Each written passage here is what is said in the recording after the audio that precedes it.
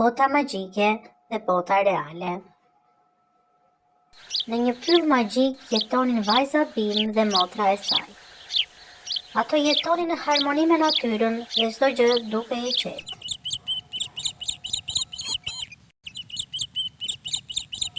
Një ditë, ndërsa po shëtisnin mes pemëve të larta dhe fluturave që ndriçonin si yje, ato panë një dritë të çuditshme në një vend të pyllit ku nuk kishin qenë kurrë më parë.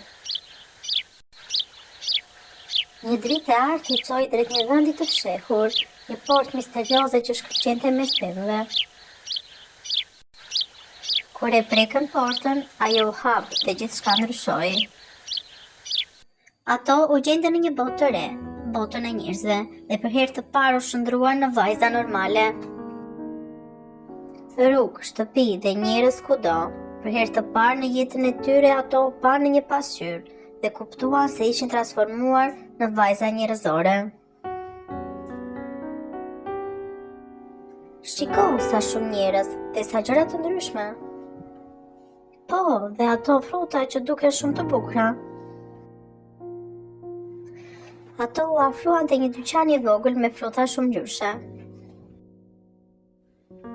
Pas banakut ishte një vajzë e buzëqeshur. Përshëndetje, ju dukeni sikur jeni të reja këtu?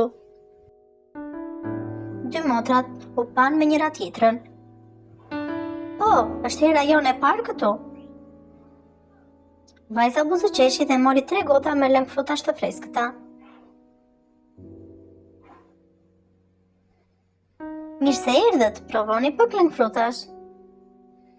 Dy motrat buzëqeshën të lumtura. Faleminderit, je shumë e mirë.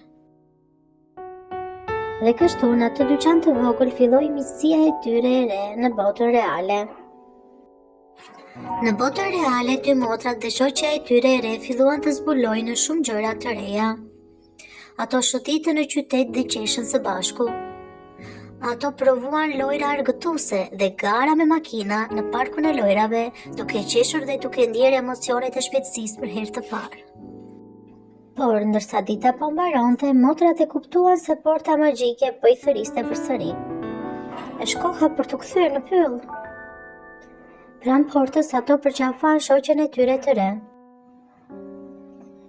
Mos u shqetëso, i tha njëra prej motrave, magjia e pyllit do të kujtojë gjithmonë. Historia vazhdon dhe deri atëherë kalofshi një mbrëmje të bukur me plot ëndra të bukura. Subscribe për më shumë video.